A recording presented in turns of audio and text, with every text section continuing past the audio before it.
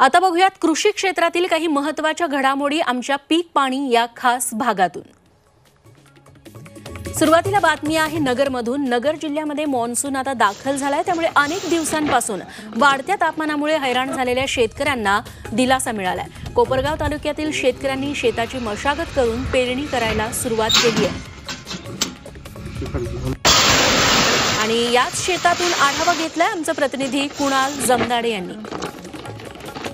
काही दिवसांपासून राज्यभरासह अहमदनगर जिल्ह्यामध्ये मान्सूनने हजेरी लावली आणि शेतकरी राजा समाधानी झाला आहे आणि शेतकरी राजाने आपल्या रानामध्ये शेतामध्ये पेरणी करण्यास मशागत करण्यास सुरुवात केली आहे। आपण दृश्यामध्ये बघू शकतो। आता आपण कोपरगाव तालुक्यातील एका गावामध्ये आहोत आणि त्या गावामधील काही शेतकरी असे मान्सूनने हजेरी लावली होती। मागील 2 ते 3 दिवस झाले मुसळधार पाऊस या अहमदनगर जिल्ह्यातील काही तालुक्यांमध्ये सुरू होता। रात्री देखील मुसळधार पावसाने हजेरी लावली आणि या पावसानंतर शेतकरी राजा समाधानी झाला आहे। आपण दृश्यामध्ये बघू शकतो ट्रॅक्टरद्वारे कोपरगाव तालुक्यातील पोयेगाव हे गाव आहे, या गावामध्ये शेतकऱ्यांनी शेताची मशागत सुरू केली आहे, पेरणी सुरू केली आहे आणि ट्रॅक्टरद्वारे सोयाबीनचं जे बी टाकून सोयाबीनच्या पिकाची जी आहे ती पेरणी सुरू केली आहे आणि कुठंतरी शेतकरी राजा दाखल झालेल्या मान्सूनमुळे समाधानी झाल्याचं बघायला मिळत आहे। कुणाल जमदाडे, झी24 तास, कोपरगाव, अहमदनगर।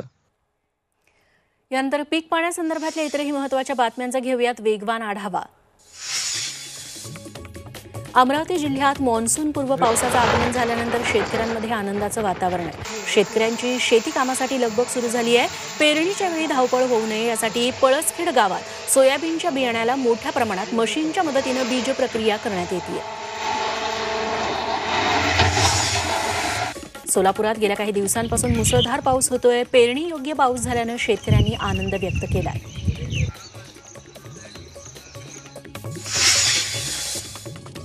कोल्हापूर जिल्ह्यात मॉन्सून वेळेवर दाखल झाल्यामुळे शेतकरी पेरणी कामात व्यस्त झाले। जिल्ह्यात भात, सोयाबीन, भुईमूग यासह इतर पिकं मोठ्या प्रमाणात घेतली जातात, मात्र योग्य भाव मिळत नसल्याची तक्रार शेतकरी करतात।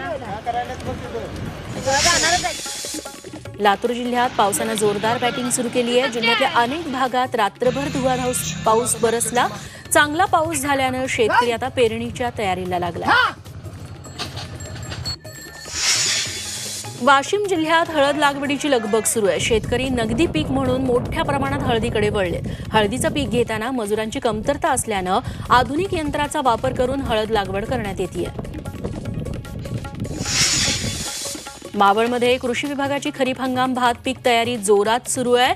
मळवंडी ठुले इथं इंद्रायणी वाणाच्या भाताला जैविक बीज प्रक्रिया करून गादी वाफे तयार करण्यात आले आणि त्यावर पेरणी करून रोपवाटिका तयार करण्यात आल्या। पावसामुळे मावळातील भात शेतकरी आता आनंदी आहे।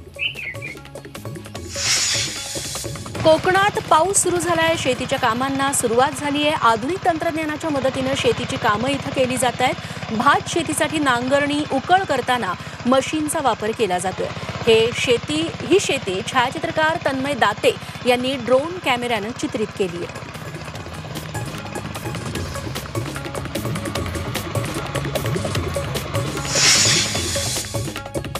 चंद्रपूर जिल्ह्यात यंदा 4,90,000 हेक्टर खरीप क्षेत्राचं नियोजन करण्यात आलंय। त्यानुसार बियाणे आणि खतांची मागणी कृषी विभागाने केली आहे। आतापर्यंत सुमारे 80% मागणी पूर्ण झालेली आहे। 1,00,000 मेट्रिक टन खतं आणि तेवढीच बियाणं उपलब्ध करण्याचं उद्दिष्ट आहे। त्या दृष्टीने कृषी विभाग तयारीत आहे। बियाणं किंवा खतांची कमतरता जाणवू नये याची काळजी घेत नियोजन करण्यात आल्याचं कृषी विभागानं स्पष्ट केलं आहे। नवी मुंबईतील एपीएमसी बाजारात कांद्याची आवक घटल्यानं कांद्याच्या दरात 5 ते 10 रुपयांची वाढ झाली आहे। हाच कांदा 15 दिवसांपूर्वी 15 ते 20 रुपये किलोने विकला जात होता। आज त्याचे दर 25 ते 30 रुपये किलो झाले, तर येणाऱ्या पुढील काही दिवसांनी याचा दर 40 रुपये पार करणार असल्याची माहिती व्यापाऱ्यांनी दिली। जळगावच्या रावेरच्या अहिरवाडी शिवारात आलेल्या वादळी वाऱ्यासह पावसामुळे पुन्हा एकदा केळीच्या बागांचं नुकसान झालंय। शेतकऱ्यांच्या केळी पिकाचं 400 हेक्टरवर तर लिंबू बागांचं 670 हेक्टरवर नुकसान झालंय। इतर फळबागांचीही नासाडी झाली आहे। या सर्व नुकसानीच्या पंचनाम्याची कारवाई सुरू आहे। पंचनाम्याचा अंतिम अहवाल या शासनाला सादर करण्यात येईल, अशी माहिती जिल्हा कृषी अधिकारी कुर्बान तडवी यांनी दिली आहे। वाशिम जिल्ह्यात अवकाळी पावसामुळे उन्हाळी मूग, उडीद, ज्वारी, बिजबाई, कांदा पिकांसह फळबागांचंही मोठ्या प्रमाणात नुकसान झालं होतं.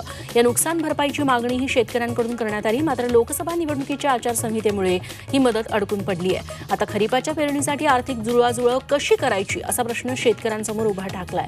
जर तात्काळ मदत दिली नाही तर स्वाभिमानी शेतकरी संघटनेच्या वतीनं आंदोलन करण्यात येईल असा इशारा देण्यात आलाय. नवी मुंबईतील एपीएमसी फळ बाजारात कच्च्या बदामाची आवक सुरू झाली आहे. काश्मीरमधून येणाऱ्या या कच्च्या बदामाला बाजारात मोठी मागणी आहे. याची किंमत 250 ते 300 रुपये प्रति किलो इतकी आहे. याचा हंगाम केवळ 3 महिने असल्यानं याची मागणी जास्त असून दर लगेच चढेच पाहायला मिळतात असं व्यापाऱ्यांनी सांगितलं.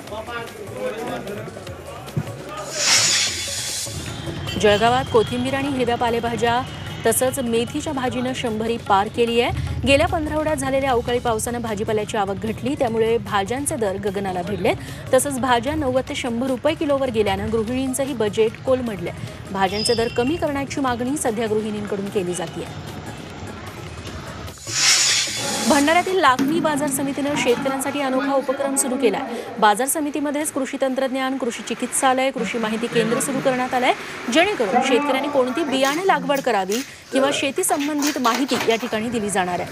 तसंच शेतकऱ्यांना खत, बी बियाणं, अवजारं अनुदान स्वरूपात दिलं जाणार असून याचा फायदा शेतकऱ्यांना होणार असून या जिल्ह्यातील हा पहिलाच उपक्रम आहे. परभणीच्या मानवत तालुक्यातील मानोलीत मुसळधार पाऊस झाला. ओढ्याला आलेल्या पुरात 2 महिला वाहून गेल्या होत्या. त्यातील एका महिलेनं झाडाला पकडून आपला जीव वाचवला. मात्र एका महिलेचा अद्यापही शोध सुरू आहे. तर गंगाखेड तालुक्यातील धारासूरमध्ये वीज पडून एका 13 वर्षाच्या मुलाचा मृत्यू झालाय. तर एक बैलही मृत्युमुखी पडलाय. बीड जिल्ह्यात अनेक ठिकाणी तुफान पाऊस झालाय. माजलगाव, अंबाजोगाई तालुक्यात सर्वाधिक पाऊस बरसला. या पावसामुळे अनेक नद्या नाल्यांना पूर आलाय. तर लेंडी, सरस्वती नदीलाही पूर आलाय. मोठ्या प्रमाणात पाऊस झाल्यानं अनेक ठिकाणी शेतात पाणीच पाणी झालं. जालना जिल्ह्यात काल रात्री मुसळधार पावसाने हजेरी लावली. त्यामुळे जिल्ह्यातील अनेक नद्या नाल्यांना पूर आलाय. जालना, बदनापूर, अंबड, घनसावंगी, भोकरदन आणि जाफराबाद या तालुक्यातही मुसळधार पाऊस झाला. खरीप पेरणी आणि लागवडीचा मार्ग शेतकऱ्यांसाठी आता मोकळा झाला. उमरगा तालुक्यात मुसळधार पाऊस पडलाय. माडज, वाघदरी, गुगुळगाव या भागात नदी नाले दुथडी भरून वाहत आहेत. पहिल्याच पावसात उमरग्यात पाणीच पाणी झालं. रात्री उशिरा सुरू झालेला पाऊस अजूनही इथं सुरूच आहे. पावसामुळे बळीराजा मात्र आता सुखावलाय. सोलापूर जिल्ह्यात गेल्या 10 दिवसात 136 मिलीमीटर रेकॉर्ड ब्रेक पावसाची नोंद झाली आहे. मोहोळ तालुक्यात सर्वाधिक म्हणजे 206.2 मिलीमीटर पाऊस नोंदवला गेलाय. यंदा पावसानं वेळेत हजेरी लावल्यामुळे शेतकऱ्यांचा आनंद द्विगुणित झालाय.